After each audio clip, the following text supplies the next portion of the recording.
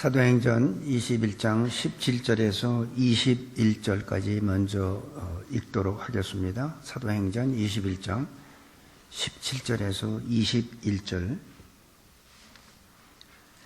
예루살렘에 이르니 형제들이 우리를 기꺼이 영접하거늘 그 이튿날 바울이 우리와 함께 야고보에게로 들어가니 장로들도 다 있더라. 바울이 문안하고 하나님이 자기 봉사로 말미암아 이방 가운데서 하신 일을 낱낱이 고하니 저희가 듣고 하나님께 영광을 돌리고 바울더러 이르되 형제여 그대도 보는 바에 유대인 중에 믿는 자 수만 명이 있으니 다 율법에 열심 있는 자라. 네가 이방에 있는 모든 유대인을 가르치되 모세를 배반하고 아들들에게 할례를 하지 말고 또 규모를 지키지 말라 한담을 저희가 들었도다. 아멘. 바울은 예루살렘에 가는 목적이 로마로 가기 위해서 예루살렘에 갑니다. 그리고 예루살렘에 속히 가는 이유는 그 유월절을 지키기 위해서 그 전에 예루살렘에 도착하기 위해서 가는데 성령 받은 사람들이 바울을 막습니다. 가지 말라고. 성령께서 보여주셨는데 당신이 가면 결박을 당하고 거기에 고난과 핍박이 있기 때문에 가지 마라. 또 빌리 집사 집에 들어갔을 때는 선지자 그 아가보라는 사람이 그 바울의 띠를 가지고 이렇게 결박하면서 이 띠의 임자가 이렇게 당한다. 그러니까 가지 말라고 바울한테 얘기를 합니다. 근데 바울은 너희가 왜 내 마음을 상하게 하느냐? 나는 주의 복음을 전하기 위해서 내 목숨을 조금도 가치 있는 것으로 여기지 않겠다. 나는 죽을 각오가 되어 있다. 그런 마음의 결단을 하고 예루살렘에 돌아갔습니다. 그런데 오늘 17절에서 지금 오늘 읽은 21절까지 보니까 아주 바울을 굉장히 영접을 하는데 아주 반갑게 영접을 하는 모습을 우리가 볼 수가 있습니다. 그리고 그 다음날 하루 쉬고 그 다음날 보니까 18절에 보니까 그 이튿날 바울이 우리와 함께 그 당시 예루살렘 교회 지도자인 야고보와 그 장로들을 만납니다. 그리고 그동안 3차 전도 여행에서 있었던 1차, 2차 때 잊지 않았던 특별한 두 가지를 바울이 선교 보고를 합니다. 첫째가 뭐냐면 성령께서 역사하신 것, 귀신을 내쫓고 심지어 자기가 앞치마만 둘러도 귀신이 떠나고 병이 낫고 설교를 듣다가 3층에서 떨어진 유두고를 살리신 일, 이런 것과 또 하나는 에베소에서 두라나 서원 사역을 하면서 많은 제자들을 양육하고 그로 인해서 많은 이방인들이 하나님께 돌아온 사건을 얘기를 합니다. 그러니까 20절에 보니까 저희가 듣고 하나님께 영광을 돌리고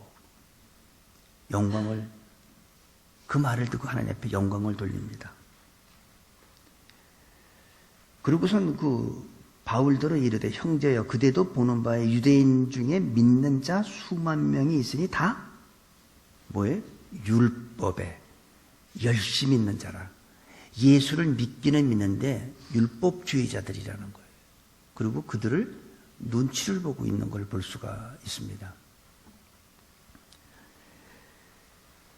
이 사도 바울은 지금 성령이 충만한 가운데 자기가 주님의 복음을 위해서 죽으면 죽으리라. 자기가 죽기로 결심한 상태예요. 성령이 충만한 상태예요. 그런데 예루살렘 교회에 와보니까 어때요? 그렇지 못한 모습을 보게 됩니다. 그 선교사님들이 가끔가다 그런 얘기를 해요. 자기가 파송한 교회에서 파송을 받고 한 4년 선교지에서 사역을 하다가 자기 이제 파송한 본교회에 와서 선교 보고를 하는데 그 선교사님들이 하는 얘기가 내가 떠날 때는 교회가 이렇지 않았는데 영적으로 죽었다는 거예요. 그런 얘기를 종종 듣습니다. 자기가 선교지로 파송할 때는 굉장히 숫자는 적었지만 영적으로 막 뜨거웠고 성령 충만했는데 지금 와보니까 교인은 많이 늘어났는데 영적으로 죽어 있는 걸 본다고, 그러면서 자기가 마음이 아프다고 그런 얘기를 저한테 한 선교사님이 몇 분 계십니다. 지금 바울이 그런 얘기예요. 자기가 선교지를 돌아가서 한번 선교 3차 전도 여행을 하고 돌아와서 예루살렘 교회와 보니까 이 교회가 지금 영적으로 죽고 있는 거예요. 몹시 두려워하고 있는 걸 볼 수 있어요.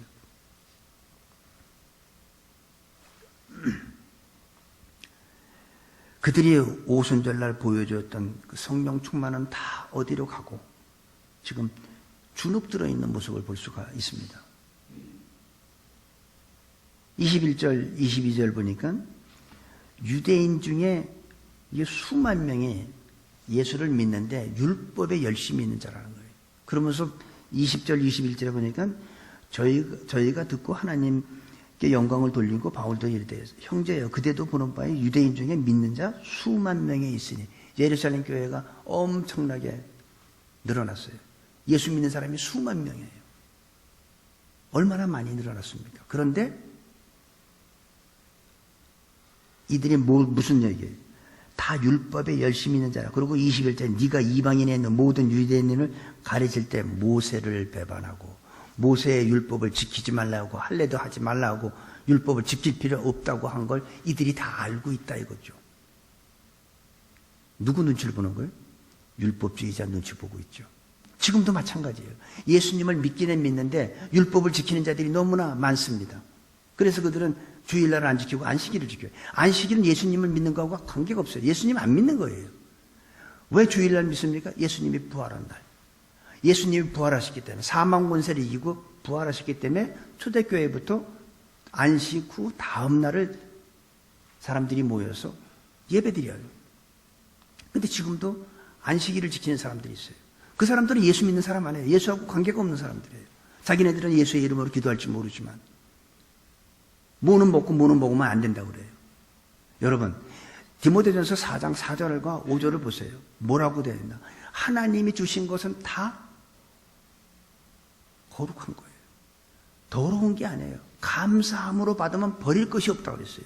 그러면서 우리가 거룩해지는 것은 먹는 거에 있지 않다는 거예요. 기도와 말씀으로 거룩해진다고 그래요. 그런데 그들은 지금도 똑같아요. 여기에 나오는 율법주의자나 요즘에 예수 믿는다면서 그러는 사람들하고 뭐가 다릅니까? 율법을 지키려면 아주 철저하게 율법을 지키고 할례도 지금도 하고 제사장 제도로 갖고 짐승을 잡아서 번제드리고 해야지. 왜 안식일을 지키? 안식일하고 예수님하고 관계가 없어요. 안식일 지키는 사람들은 율법주의자니까 율법 지키면 돼요. 근데 왜 바울은 유대인들한테 모세의 율법을 지키지 말라고 했습니까? 예수님이 모든 율법의 마침이 됐기 때문에 예수 믿는 것이 온 율법을 이룬 거기 때문에 그래서 그런 거 하지 말고 예수만 믿으라는 거예요. 그러면 온 율법의 마침이 돼 있으니까 우리가 예수 믿는 게 바로 율법을 다 지킨 거라는 거예요. 그런데 예루살렘 교회 지도자라는 자들은 그들을 무서워하고 있어요. 수만 명이 모였으니 얼마나 많이 교회가 성장된 겁니까? 양적으로는 성장했지만 질적으로는 죽어있는 모습이에요. 우리 새누리교회는 양적으로는 증거가 안 돼도 질적으로는 마귀가 한 길로 갔다가 7길로 도망가는 교회가 되기를 바랍니다. 이게 죽어있는 교회예요. 예루살렘 교회. 오순절날 약 한 20년 전에 오순절날 성령에 임했을 때 그 모습은 다 어디로 갔습니까? 성령 충만은 다 어디로 갔습니까? 지금은 성령 충만이 아니라 두려움 충만으로 바뀌었어요. 그리고 그 당시에 사도들도 안 보여요. 7 집사들도 안 보여요. 베드로도 안 보여요. 뭐가 이렇게 변했을까요? 시간이 지나면서 자기도 모르게 이 사람들은 성령 충만함이 없어지다 보니까 세상 충만, 두려움 충만이 된 거예요. 바울이 기가 막혔을 거예요. 왜 이렇게 변질됐나? 지금보다 그 당시가 더 핍박이 심했죠. 베드로는 감옥에까지 갇혔습니다. 감옥에 갇힌 베드로를 천사가 옆구리를 발로 차서 감옥에서 빼내주는 사건도 있었습니다. 그때가 더 심했어요. 그때가 더 핍박이 있었어요. 지금은 율법주의가 바뀐 거예요, 다시. 믿는다고 하지만. 여러분, 예수의 이름으로 믿는다고 다 믿는 거 아닙니다. 율법을 지키는 자들은 아직도 그들은 예수님을 믿는 자들이 아니에요. 율법을 지키는 자들, 율법을 믿는 자들이지. 우리 기독교인들이 살아가는 삶은 우리 인간의 이성과 상식과 경험, 그것을 벗어난 이해할 수 없는 기적이 이루어지는데 삶을 사는 게 바로 기독교인의 삶이에요. 우리는 땅 위를 걸어가는 사람들이 아닙니다. 걸을 수 없는, 말도 안 되는 물 위를 걷는 사람들이 바로 우리들이에요. 베드로가 어떻게 물 위를 걸었습니까? 자기의 능력으로? 아니요. 하나님의 기적으로. 그래서 우리들의 삶은 기적 가운데 살아가는 삶이 우리들의 삶이에요. 이성과 상식으로 이해가 되는 분이라면 그분은 하나님이 아닙니다. 단언코 제가 얘기하죠. 여러분과 제가 이성적으로, 지식적으로, 경험적으로 이해되는 분이라면 그분은 하나님 아닙니다. 하나님은 우리가 이해하려고 해도 이해할 수가 없어요. 우리가 깨닫고 싶어도 깨닫지 못하는 게 하나님이에요. 그래서 우리들의 삶은 이해할 수 없는 기적 가운데 살아가는 삶이 바로 기독교인들의 삶이라는 거예요. 여러분들은 땅을 걷는 게 아니라 물 위를 걷는 사람들입니다. 기적 가운데 사는, 기적을 체험하는 사람들이에요. 근데 세상 사람들은 자기의 이성과 지식과 상식에 하나님을 발견하지 못하니까 하나님은 안 계시다고 그러잖아요, 그들은. 지금 이 핍박이 오순절 그때 핍박보다 더 힘듭니까? 아니요. 그때가 더 심했어요. 근데 이들은 지금 두려움에 떨고 있어요. 그 수만 명 되는 믿는 자들이지만 그들이 율법주의자들이기 때문에 그들을 두려워하고 있어요. 은혜가 어디로 다 갔습니까? 다시 율법이 들어왔어요. 우리 교회도 마찬가지예요. 우리가 성령 충만하지 않으면 은혜는 떠나고 율법이 들어오고 행위를 강조하기 시작합니다. 예수는 율법의 마침입니다. 그래서 예수를 믿어야 되는 거예요. 베드로가 물 위를 걷다가 자기의 이성과 상식적으로 생각해 보니까 바람이 불고 파도 치고 그 주위의 환경을 보니까 어떻게 물에 빠지죠. 상식적으로, 이성적으로 생각하면 그런 이성적인 관점에서 우리가 환경을 보면 우리는 다 물에 빠집니다. 왜? 그건 믿음이 아니니까. 그래서 예수님이 어떻게 했습니까? 베드로를 건져줬죠. 그리고 하신 말씀이 믿음이 적은 자요. 왜 의심하느냐? 믿음이 적은 자. 믿음이 없다는 거예요. 우리는 믿음이 있는 자들입니다. 나는 못하지만 그분은 하시잖아요. 그분이 해준, 우린 그 안에서 우린 살아가는 거예요. 그러니까 세상 사람들은 말이 안 되는 거예요. 저 사람이 교통사고 났는데 왜 감사를 해? 화가 나야지. 그 사람들은 자기네 이성과 상식과 경험 속에서 보는 거고, 우리는 어떻게 해요? 사고가 났어도 차는 다 망가졌는데 하나님이 나를 보호해 주셔서 안 다쳤어. 얼마나 감사해. 그러니까 감사한 것까지. 그 사람들이 볼 땐 도저히 이해가 안 되는 거예요. 그 사람들은 땅 위를 걷는 사람들이고 우리는 물 위를 걷는다는 그 사실을 오늘 꼭 기억하시기 바랍니다. 우리 주변은 우리를 좌절과 절망 그리고 신앙을 빼앗아가는 것들로 가득해요. 어떻게 하면 우리를 믿음에서 하나님으로부터 좀 떨어뜨리나. 믿음이 없으면 두려움에 가득 차고 거기에 사로잡히게 됩니다. 그래서 하는 일들이 뭐예요? 그 다음 절에 나옵니다. 23절, 22절부터 24절까지 보겠습니다. 그러면 어찌할꼬? 이제 네가 이방인들한테 전도하면서 모세율법 지키지 말라고 했다고, 할례하지 말라고 했다고 다 이들이 아는데, 자, 그러면 어찌할꼬 저희가 필연 그대여 온 것을 들으리니. 이제 네가 예루살렘에 온 거 그들이 분명히 알게 될 텐데, 23절, 우리의 말하는 이대로 하라. 그리고 자기들이 머리를 짜내는 지혜를 발휘합니다. 하나님을 믿기로 서운한 4명이 있는데 이들이 지금 이발할 돈이 없으니까 네가 그 비용을 대라는 거예요. 그러면 이들이 아, 너에 대한 소문이 헛소문이었구나. 아, 율법을 지키는 자구나. 이렇게 생각할 거라는 거죠. 24절 저희를 데리고 함께 결례를 행하고 저희를 위하여 비용을 내어 머리를 깎게 하라. 그러면 모든 사람이 그대에게 대하여 들은 것이 헛된 것이고 그대도 율법을 지켜 행하는 줄 알 것이라. 지금 그런 얘기하는 거예요. 바울한테.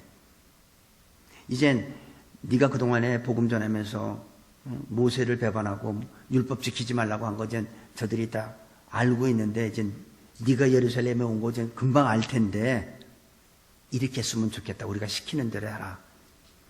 하나님 믿기로 한 자가 4명이 있는데 그들이 지금 돈이 없어서 이발하는 머리 깎는 비용을 지금 없어서 못하니까 네가 그 비용을 대라. 그러면 저들이 너에 대한 소문을 아, 헛소문이었구나. 바울도 율법을 지키는 자구나. 이렇게 생각할 것이라는 거예요. 여러분, 이게 믿음입니까? 이게 신앙입니까? 지혜입니까? 이건 신앙 아니에요. 예수 부인하면 살려주고 예수 인정하면 죽인다니까 야, 일단 살고 봐야 될 거 아니야. 하나님의 일을 하려면 일단 살아야지. 지금 죽으면 개 죽음이잖아. 그리고 예수 부인하는 거하고 뭐가 다릅니까? 여러분, 나 아니어도 하나님이란 사람 많아요. 하나님은 바위를 들어서도 쓰십니다. 그냥 죽으세요. 예수 부인하지 말고. 내가 죽으면 누가 주님의 일에 많아요. 아주 깔렸어요. 내가 죽으면 새누리교회 누가 목회? 아이고 걱정하지 마세요. 천지예요, 천지. 이건 지혜도 아니에요. 아주 참 기가 막힌 이 아이디어를 냅니다. 한 가지 방법을 제시하는데 자기가 시키는 대로 하면 이 상황이 모면될 것 같다. 저들이 너에 대한 그 소문을 아예 헛소문이었구나라고 하는 것을 깨닫게 되면 이 상황이 잘 넘어갈 것 같다. 지금 그런 얘기하는 거예요. 이게 전략입니까? 신앙입니까? 이건 신앙 아니에요. 예루살렘 교회 지도자들이 제시한 것은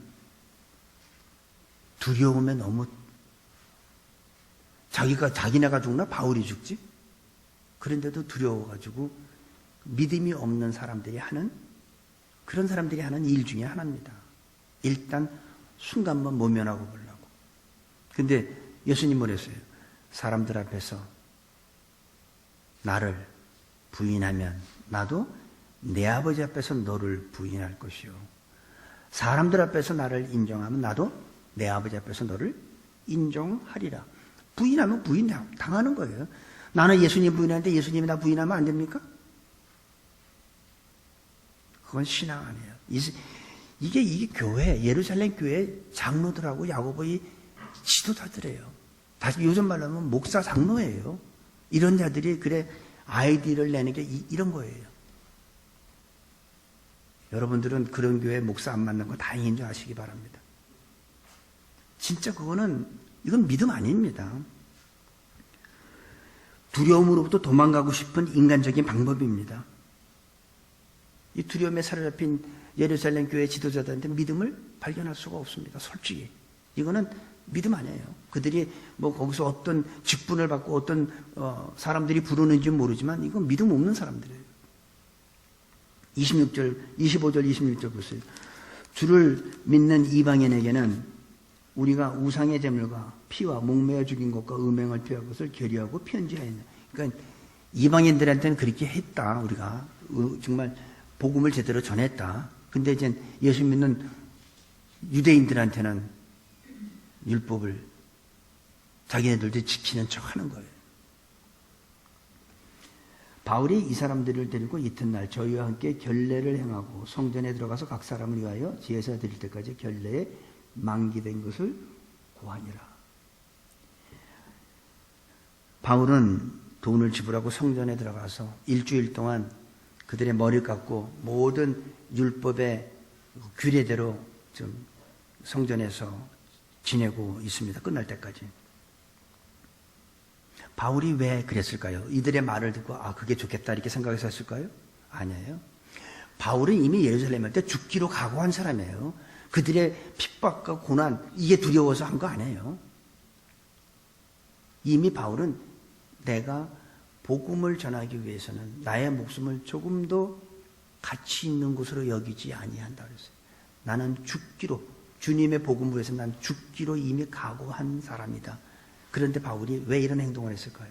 왜 머리 깎는 그 비용을 지불하고 성전에서 일주일 동안 그 규례를 지키고 있었을까요? 바울은 이미 예루살렘에 오기 전에 자기 예루살렘에 가면 환난과 핍박이 자기를 기다리고 있는 거 알고 온 사람이잖아요. 그러니까 바울이 이들의 그 핍박이 두려워서 하는 게 아니라는 건 우리는 알 수가 있어요. 근데 바울은 왜 이런 행동을 했냐? 바울이 우리 고린도서에 보면 그런 말이 있어요. 유대인에게는 유대인같이, 헬라인에게는 이방인같이. 왜? 그들이 하나님의 복음을 듣고 한 영혼이라도 구원받으면, 아니 자기가 그리스도에서 떨어진다 할지라도 자기 친족들이, 자기 민족들이 구원을 받는다면 자기가 원하는 바라고 그랬어요. 바울의 이 행동은 이런 율법적인 행동이지만 이런 거를 통해서라도 그들이 복음을 듣고 한 영혼이라도 구원받을 수 있다면 뭐든지 할 수 있다는 거예요. 바울은 살아도 주를 위해서 살고 죽어도 주를 위해서 죽는 바울입니다. 그러니까 바울은 자기가 이 세상에 존재하는 목적은 하나님을 위해 존재하는 거예요. 우리들하고 조금 차이가 있다면, 우리들은 나는 하나님을 위해서 존재한다고 생각하는 분도 계시겠지만 대부분 나를 위해서 하나님이 필요한 거예요. 나의 아픈 그 어려운 환경을 좀 벗어나고 싶어서 하나님이 필요하고, 나의 질병을 고치기 위해서 하나님이 필요하고, 나의 자녀들이 좀 잘 되길 위해서, 좋은 배우자를 만나기 위해서 하나님이 필요하다고 생각하지 않습니까? 이것이 바울과 우리가 결정적인 차이입니다.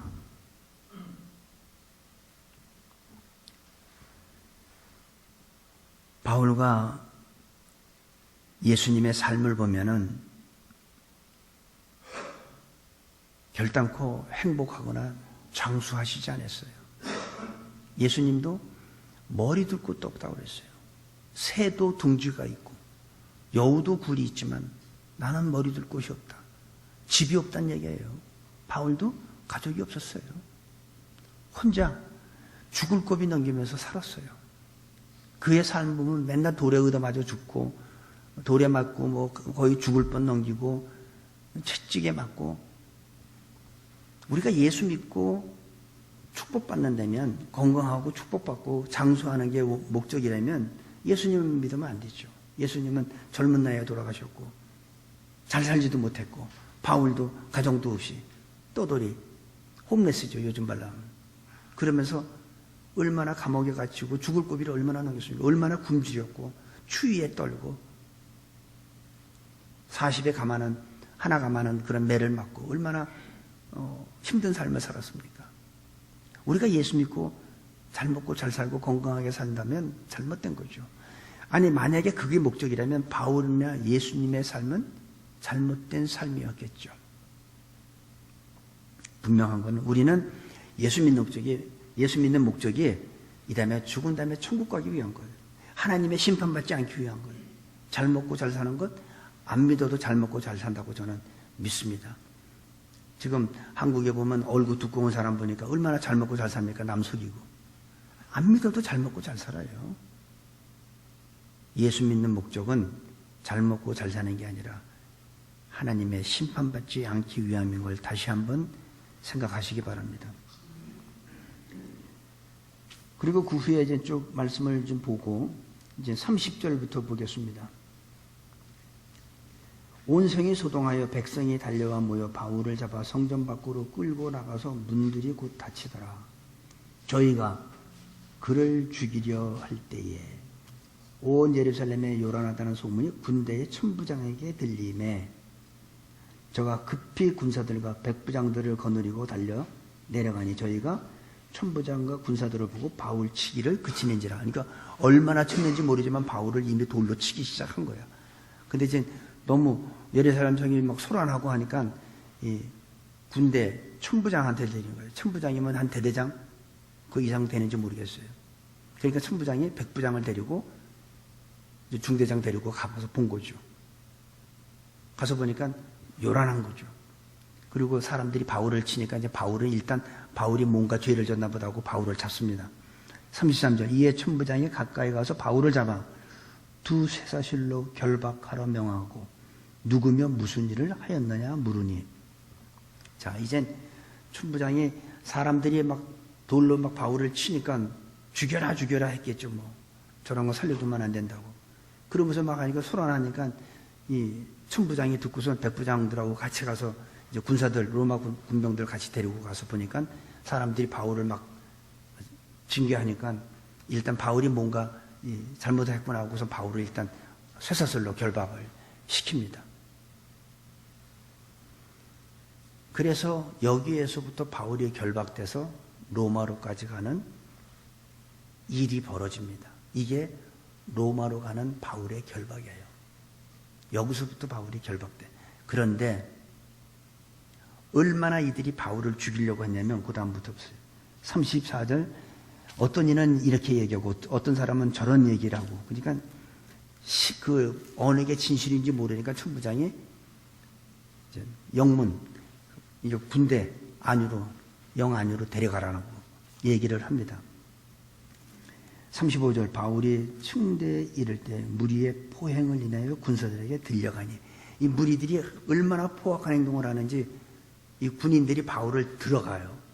그냥 끌고 가면 막 돌 던지고 할까봐 이제 군사들이 바울을 보호해 주는 게 여기서부터 나와요.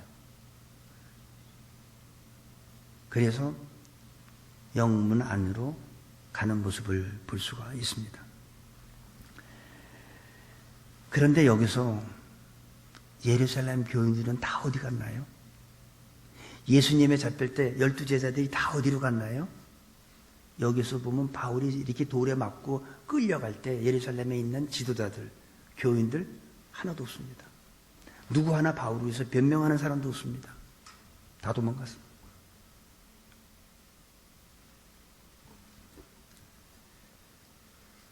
바울을 변호하거나 도와주는 사람이 아무도 없는 것을 우리가 볼 수 있습니다. 바울이 지금 천부장의 명령에 따라서 이제 바울이 결박되는데, 이 결박이 가장 안전한 방법으로 로마까지 바울을 갈 수 있게 만드는 하나님의 방법입니다. 물론 바울로서는 고난이죠. 고난이라고 다 똑같은 고난이 아니라는 거예요. 어떤 고난은 하나님의 영광을 위해서 오는 고난이 있다는 겁니다.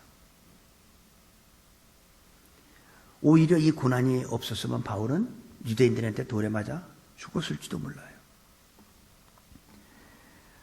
하나님의 영광을 위한 전환점이 되는 겁니다. 우리들에게도 생각지도 못한 어려운 고난과 환경이 올 수도 있습니다. 그러나 우리가 걱정하고 염려한다고 해결되나요? 아무것도 염려하지 마세요. 오직 모든 일에 기도와 간구로 너희 구할 것을 하나님께 아뢰라. 빌립보서 4장 6절에 나오잖아요. 7절에 그리하면 그리스도 예수 안에서 하나님의 평강이 너의 마음과 생각을 지키시리라. 여러분, 갑자기 아무 이유 없이 지금 어렵습니까? 이게 하나님의 영광을 위한 어떤 전환점이에요. 터닝 포인트예요. 무조건 실망하지 마세요. 바울과 함께 했던 하나님은 이 시간 우리와 함께 할 줄로 믿습니다. 힘들어도 두려워하지 마세요. 바울을 지켜줬던 하나님은 이 시간 우리를 지켜주세요. 저는 바울의 생애는 하나님과 함께 삶이었던 것 같이 우리의 남은 생애도 하나님께서 함께 하실 줄로 믿습니다. 아무것도 염려하지 마세요. 염려한다고 우리 해결되는 거 아무것도 없습니다. 지금 생각지도 않게 뜻밖의 예상에도 없었던 갑자기 어려운 환경, 고난, 그 하나님은 바울과 함께 했던 하나님이 이 시간 여러분과 우리와 함께하는 축복이 있을 줄로 믿습니다. 아버지 하나님, 우리에게 오는 어떤 고난도 주님의 십자가를 바라볼 때 위로가 되게 하시고 축복이 되는 줄로 믿습니다. 우리에게 주님을 위한 고난이 없고 질병이 없는 것을 부끄러워할 수 있는 이 시간이 되기를 원합니다. 이제부터는 주님을 위해서 몸도 마음도 우리의 삶 전체를 하나님 앞에 드릴 수 있는 축복 있는 삶으로 인도하여 주옵소서. 감사하며 예수님의 이름으로 기도합니다. 아멘.